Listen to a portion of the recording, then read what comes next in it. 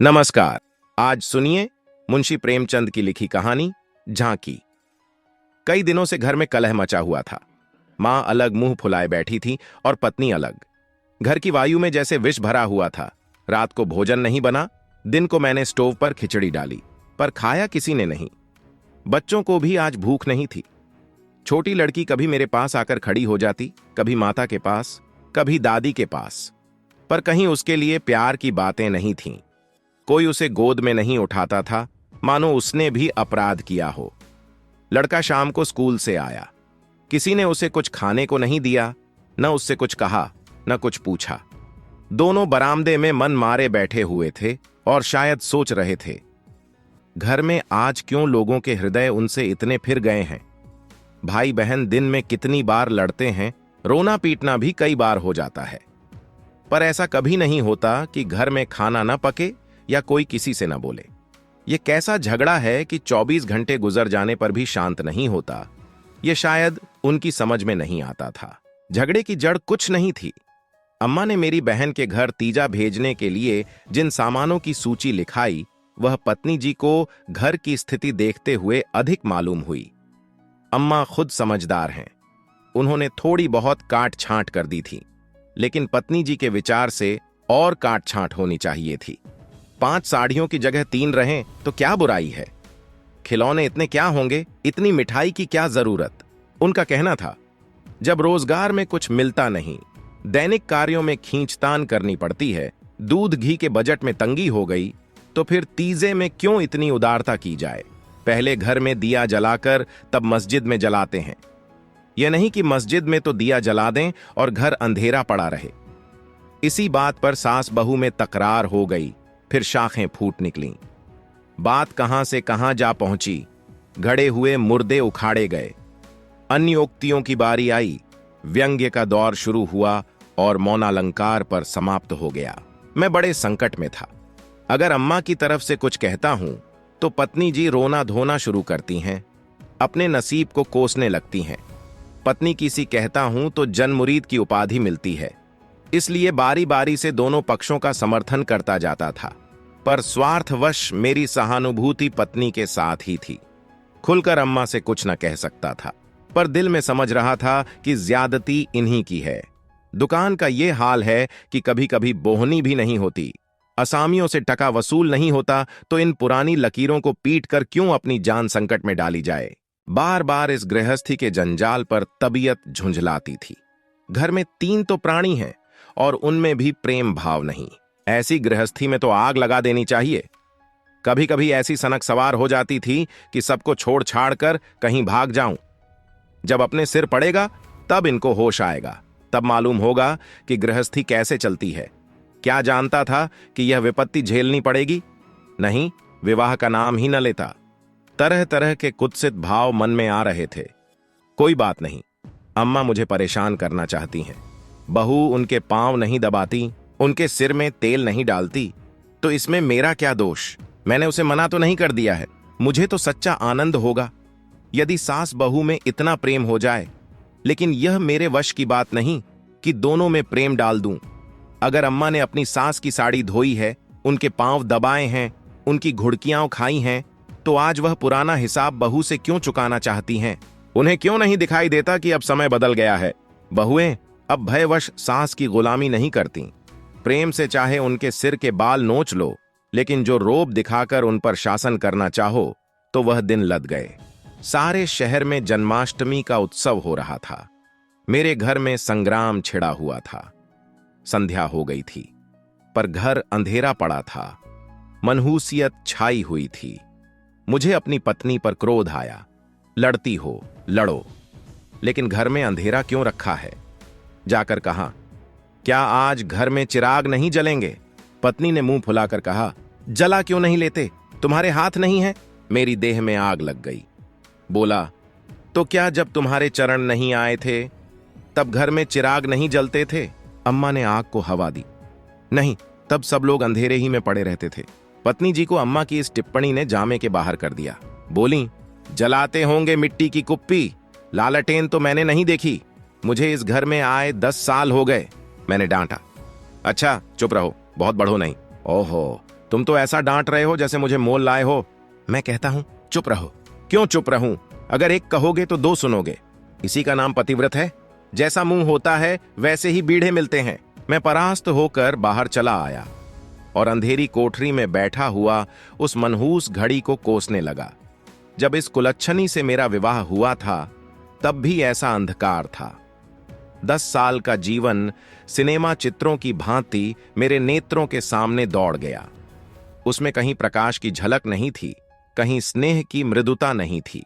सहसा मेरे मित्र पंडित जयदेव जी ने द्वार पर पुकारा।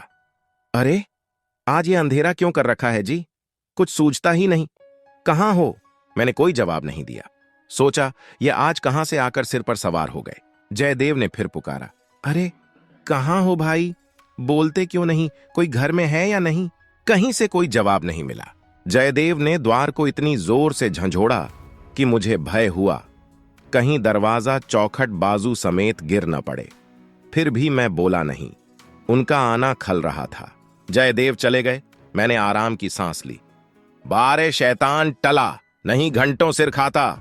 मगर 5 ही मिनट में फिर किसी के पैरों की आहट मिली और अब की बार टार्च के तीव्र प्रकाश से मेरा सारा कमरा भर उठा।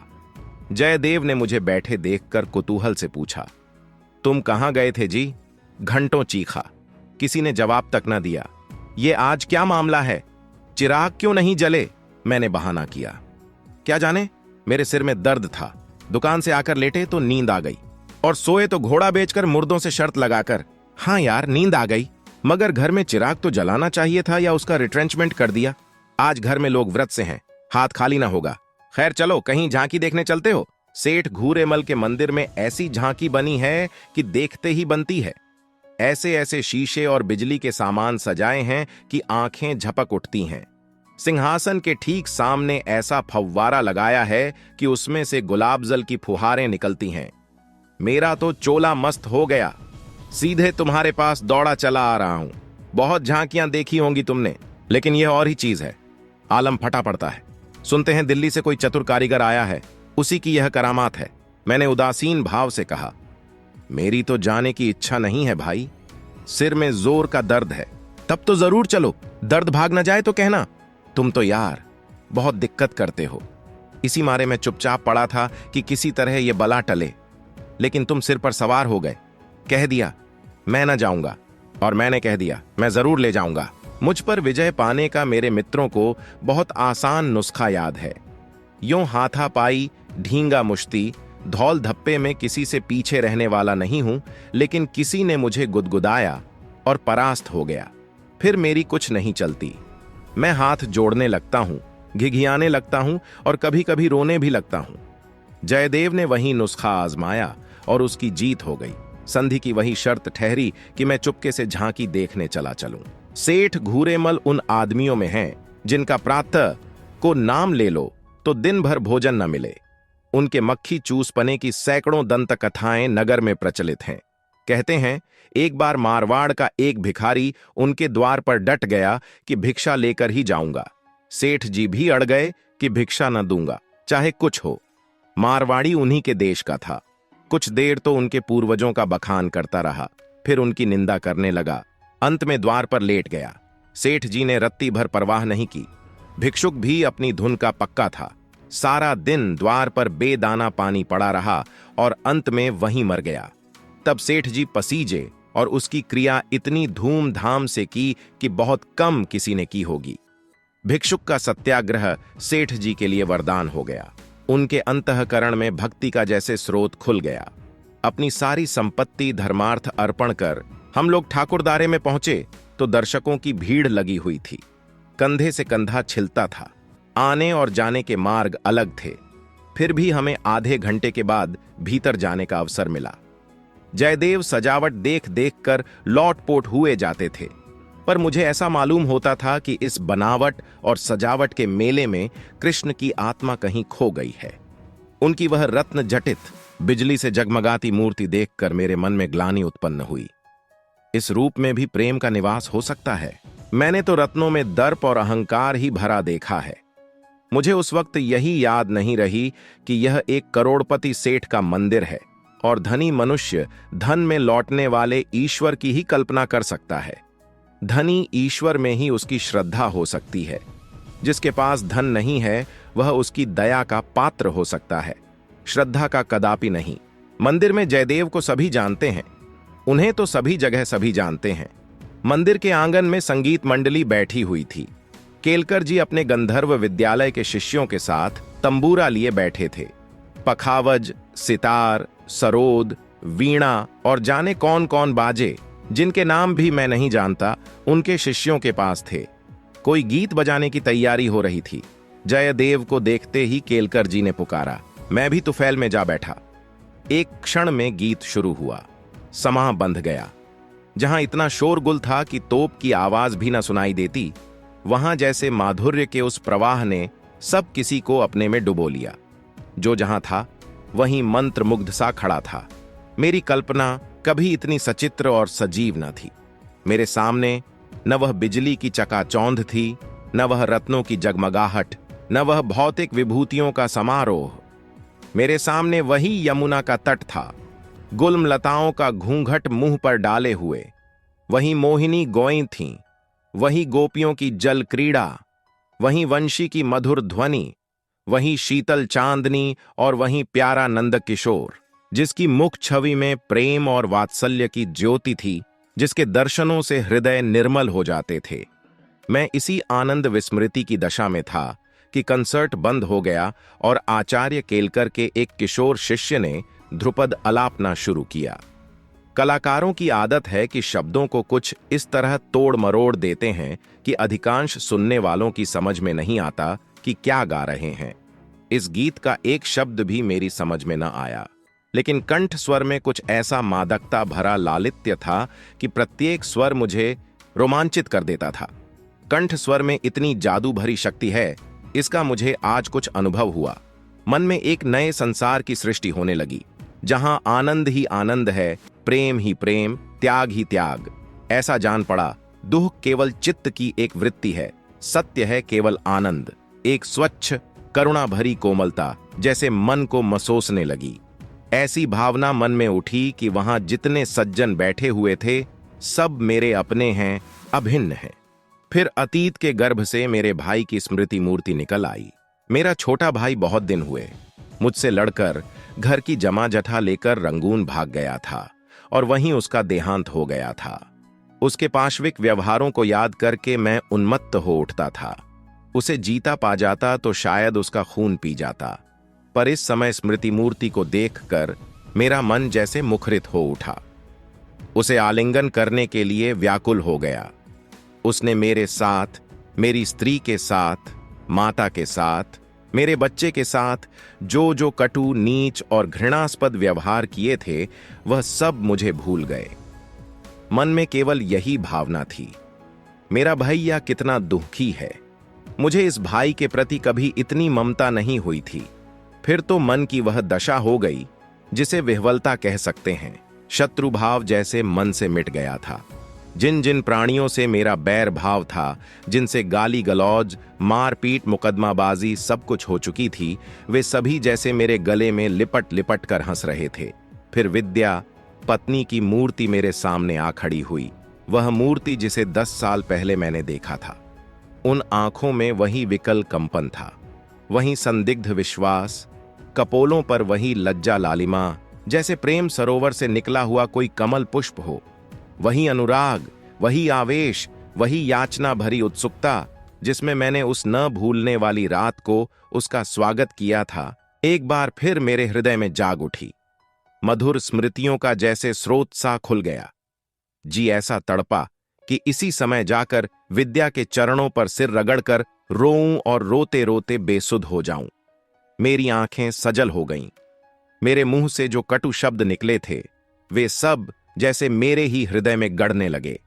इसी दशा में जैसे ममतामयी माता ने आकर मुझे गोद में उठा लिया।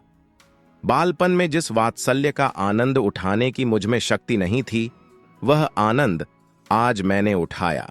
गाना बंद हो गया। सब लोग उठ उठ कर जाने लगे। मैं कल्पना सागर में ही डूबा रहा। सहसा जयदेव ने पुकारा, चलते हो या बैठे ही रहोगे? मुंशी प्रेमचंद की कहानी झांकी हमें गहरी सामाजिक और मनोवैज्ञानिक सीख देती है।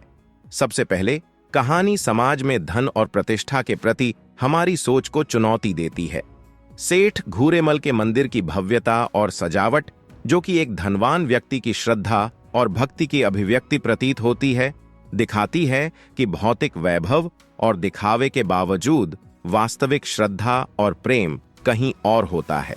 कहानी का एक महत्वपूर्ण पहलू यह भी है कि यह हमें आत्मपरख और आत्मसंयम की महत्वपूर्णता सिखाती है।